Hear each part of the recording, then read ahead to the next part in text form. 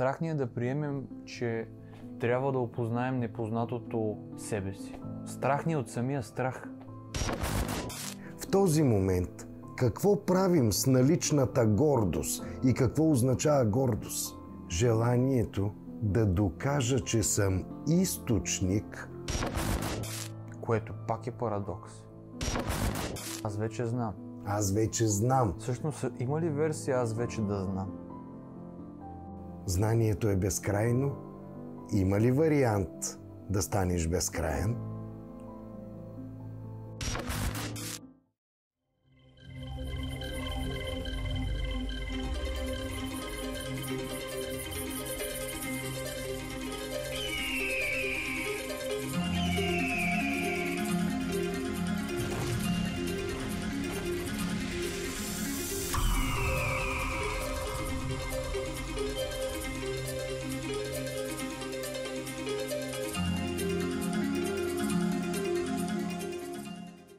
Една от най-често задаваните теми и въпроси към мен, откакто се занимавам с видеа, е защо всички толкова много ни е страх. Страх ни е да мечтаем, страх ни е да правим, страх ни е да опитваме, страх ни е от бъдещето, страх ни е от самите нас. Защо толкова много ни е страх, Иво? Добре дошъл отново. Добре заварил. Страхът е функция, която пак ние сме избрали. Състояние, което ние сме избрали. Състояние, с което бягаме от отговорността да изследваме новото. Коментирахме в едно от предните издания, че ако ни се подаде идея отвън и ние я приложим и започнем да я изследваме чрез правене, ние разбираме плюсовете и минусите на тази идея, разбираме нейните полярности и тогава започваме да осъзнаваме коя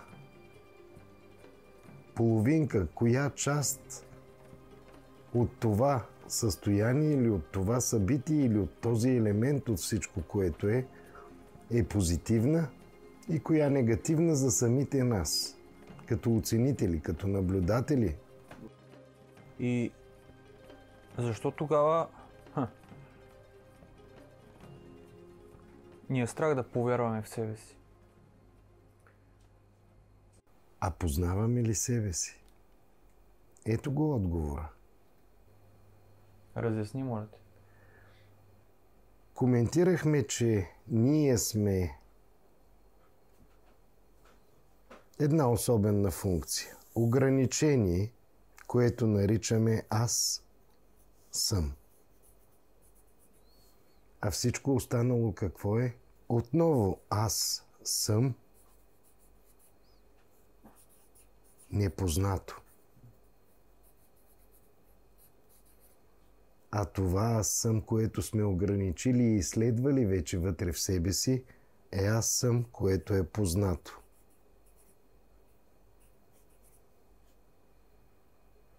В това нещо, което рисуваш, къде е страха?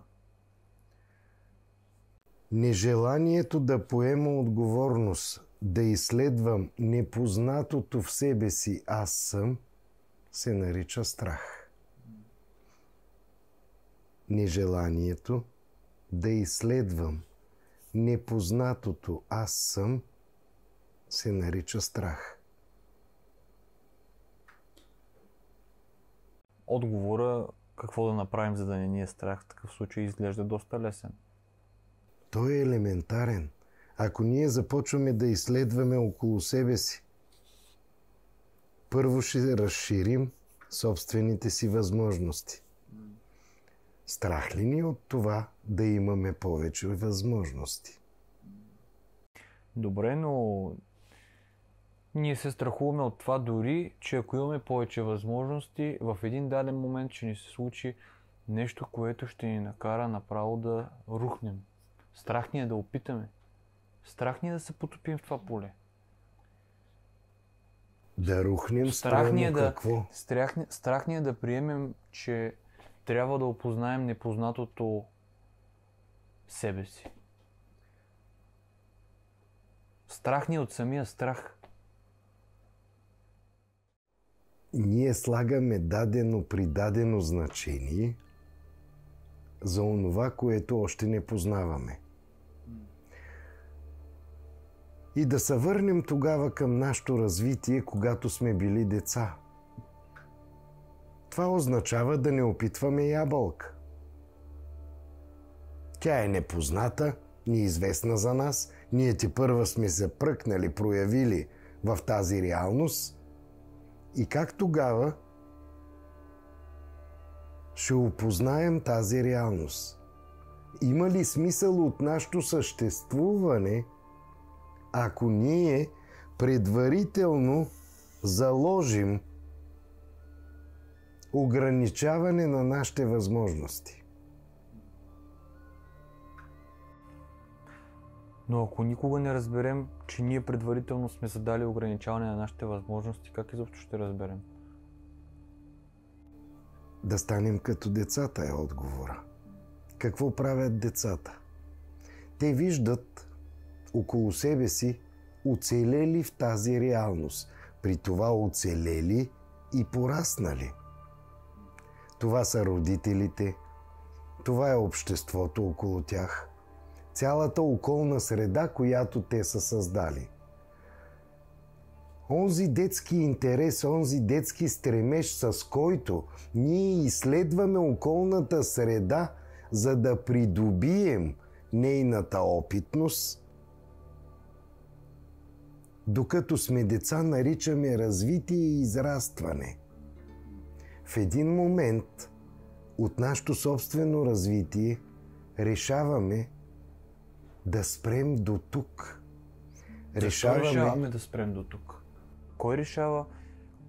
Как решаваме в даден момент да спрем до тук? Какво означава това да спрем до тук? Решаваме, че имаме достатъчно знание, приемаме себе си за знаещи и можещи. И тогава идва така наречената гордост. Гордостта от това, че съществувам. В този момент какво правим с наличната гордост и какво означава гордост? Желанието да докажа, че съм източник на творението, като отричам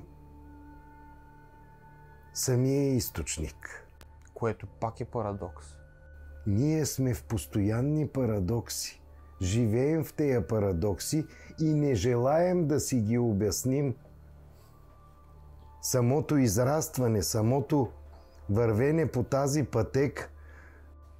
Защо тогава някои хора ги е страх дали са достатъчни в този свят, в тяхната реалност? По същата причина отговорността да познаем непознатото.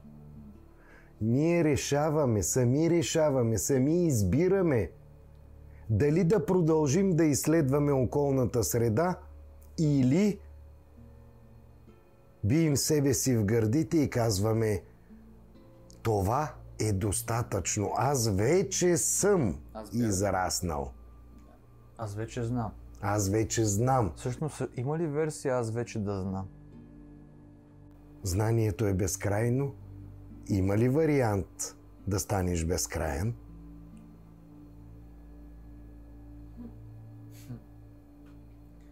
По същата тая причина ли, макар и за кратки мигове, когато се чувстваме щастливи, точно в този миг, когато сме щастливи, напълно забравяме за тези страхове. И в същото време втори въпрос: защо хората ни е страх да бъдем честни към другите, към това какво изпитваме към тях? Да сложим, както ти казваш, картите на масата. Отново ни е страх да свалим тая маска и просто да бъдем себе си. Отговора на този въпрос се съдържа в 8-я принцип. Стремежа към каквото и да е се проявява едновременно със своята противоположност на същото това каквото и да е и на същия този стремеж. Тоест ние в момента, в който проявим стремеж към нещо, се проявява и неговата полярност на този стремеж. Проявява се съмнението дали да продължим. И тук идва момента. Децата, които желаят да изследват околната среда и да се адаптират към нея, те не задават въпроси. Те приемат всяка идея отвън за онази постоянна форма на адаптация към околната среда, с която те самите придобиват умения, развитие и започват да се адаптират все по-лесно към тая среда. В момента, в който решим, че ние сме достатъчно израснали, решаваме да игнорираме източника и средата, табелките от околната среда, сънищата и интуициите, които ни подсказват как да действаме, какво да правим при взаимодействието си с тази околна среда, и ние започваме да затваряме себе си. Да се затваряме в полето на познатото ни вече аз. И така спираме своето развитие. Един ден, осъзнали себе си, преминали през куп препятствия и стъпала, започваме да разбираме, че неуспехи няма и че е било изключително глупаво да се страхуваме да започнем да играем тенис, само защото не знаем как да държим ракетата.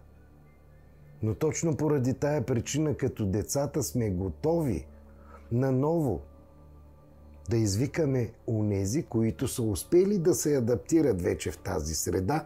Вземаме треньора, който години наред е играл тенис и може да ни покаже как да се адаптираме в избраната от нас среда. В случая да играя тенис. Аз тук искам да добавя развитието на този пример, защото аз се занимавам вече от 2 години и половина, 3. Не можех да играя, не бях стъпвал на корт. След това ми показах как се държи ракета и продължих дълго време, може би година и половина с треньор, при което в един даден момент мен ми потърсиха хора, които играят от 15 години тенис, които са с 10, 12, 13 за спаринг години. Партньор. Да, по-големи от мен, и сами ми казаха: искаш ли в този и този ден да поиграем. Тоест, отново тук е пак и избора, защото аз мога да кажа не. Аз се страхувам да играя с по-силни от мен. Да, мен ме е страх, че ще ме бият, или страх ме е, че изобщо няма да мога да оцеля нито една топка. И дори да е така, по-съм склонен да проверя дали в крайна сметка няма да оцеля една топка и, дето се казва, поне да знам, отколкото само да живея в виртуалния си свят на може би. Това е разликата. Желанието да опознаем непознатото ни прави успешни. Има ли тогава страх? Страха не съществува като състояние. Ние го декларираме като такова, защото по този начин декларираме нежеланието си за изследване. И декларираното желание за изследване го наричаме страх. Това ли искаш да кажеш? Този прост елементарен механизъм на опознаване на непознатото винаги води до удоволствие. Защото в момента, в който познаем какъвто и да е елемент, събитие или случка от всичко, което е, ние започваме да познаваме и двете полярности на това състояние. Започваме да познаваме двете противоположности на даден елемент. Започваме да разбираме къде той е приложим и къде не е. Не можем да вземем една гилотина, която реже метал, за да си кълцаме месото за пържоли. Можем да пробваме, но в момента, в който падне гилотината върху месото, ще разберем, че не е зарязане на пържоли. Че не е зарязане на пържоли. Това неуспех ли е или успех? Страх ли е или не? Идеята е да пробваме, да проверяваме себе си, да експериментираме с себе си, тъй като ние сме безкрайни същности. Възможността да увеличаваме себе си до безкрайност е онзи позитивен елемент, който, ако го осъзнаем, всъщност започваме да развиваме себе си, да приемаме все повече честотни характеристики, защото ние сме изградени единствено от енергия с определена честота. Всяка добавена честота ни прави все по-работещи, все по-можещи, все по-безстрашни. Съществува ли тогава ада? Страх ли ни? Много хора ги е страх от това един ден да не попаднат в ада и да платят за своите грешки.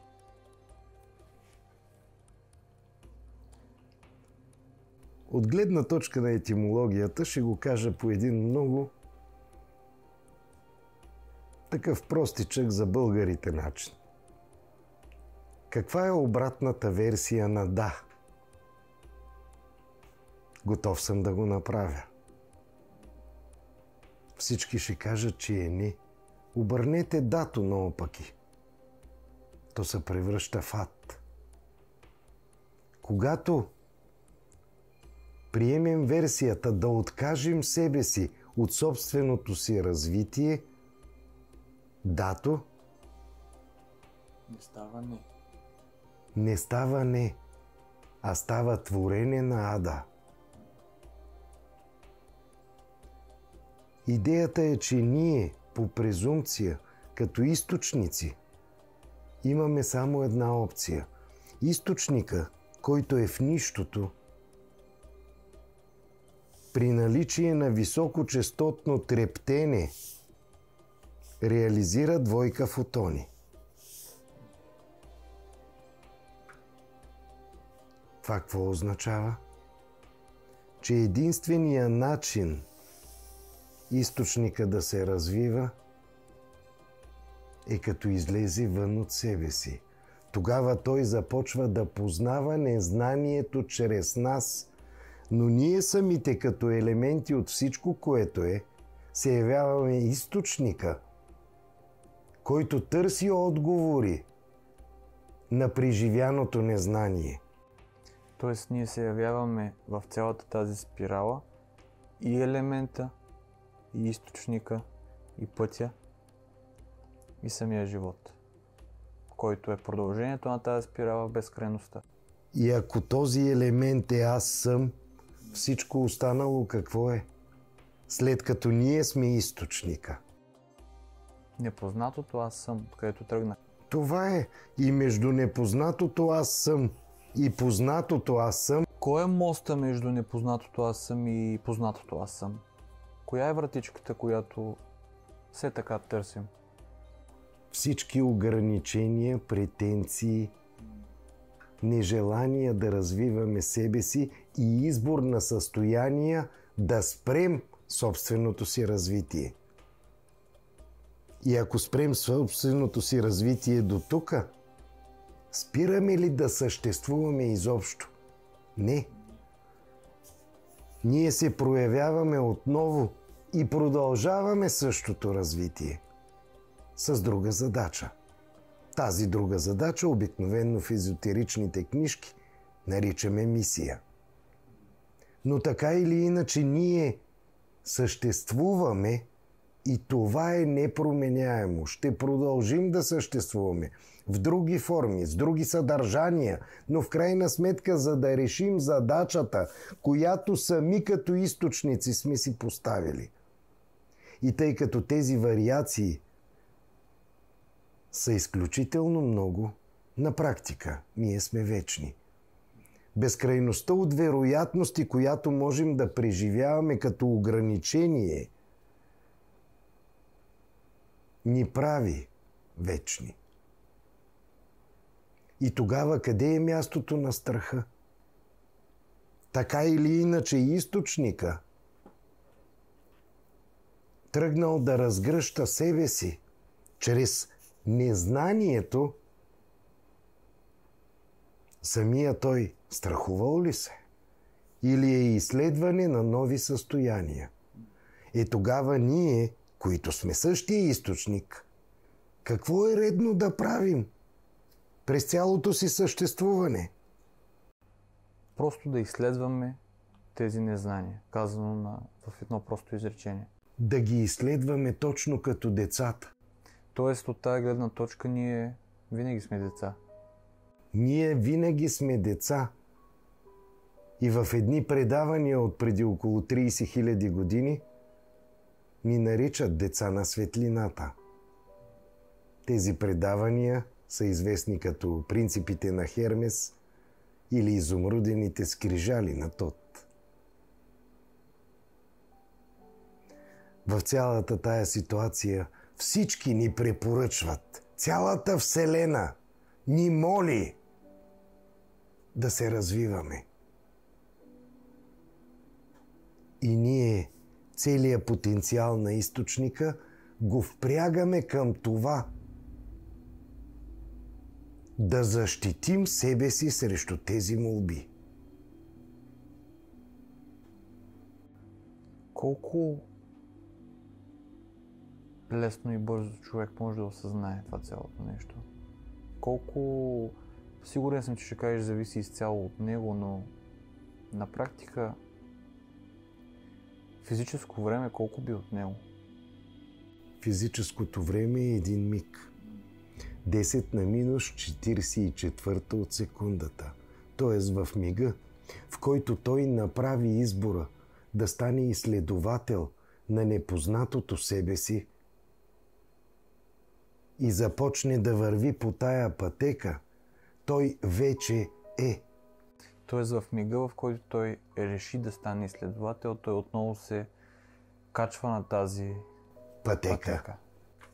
И няма забрана външна, която да го спре, освен самият той отново в друг миг. Дали ще сложи забрана или не, този миг, този момент се нарича свободна воля. На база на свободната воля да изберем да се развиваме, ние ще продължим по спиралата. Ние ще продължим по тази спираловидна стълба. И в един момент, качвайки се по стълбата, ще разберем, че стълба няма. Че това е изборът на нашето състояние. Тоест, дори когато си мислим, че сме се качили на върха на стълбата, да се обърнем и да я бутнем, като продължим напред. И тогава разбираме, че сме готови за полет. Защото се явяваме елемент от всичко, което е. И щом околната среда ни е предоставила край на стълбата, това не означава край на нашето развитие, а означава сега полетете. Вие сте готови. Вие го можете.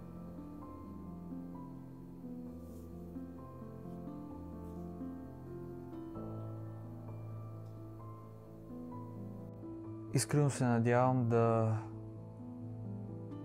помогнем все повече и повече хора да се замислят и да започнат да творят осъзнато. Мисля, че това е една от главните задачи на Заедно за едно. Така е. Защото по този начин повлияват на всички. Не само на тесния кръг от 12 човека около тях. И мисля, че след това предаване това се разбра още по-ясно. Че ние сме всичко и повлияваме на всичко във всеки един миг. Ние творим всичко, което е, и заедно с това всичко, което е, се развиваме самите ние. Там няма място за страх, защото всичко, което е, сме пак ние. И това, че ще познаем себе си като всичко, което е, Не бива да ни плаши.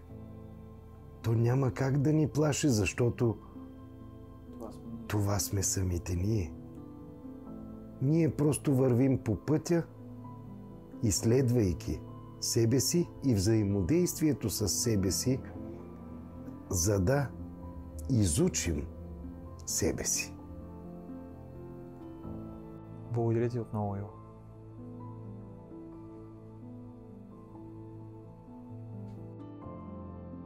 Ако искате да не пропускате следващите епизоди на Заедно за едно, се абонирайте за канала с камбанка, за да получавате известия всяка седмица. Задавайте вашите въпроси на имейла sharewithchoco@gmail.com или долу в коментарите. Благодарим ви за това, че сте с нас и до следващия път.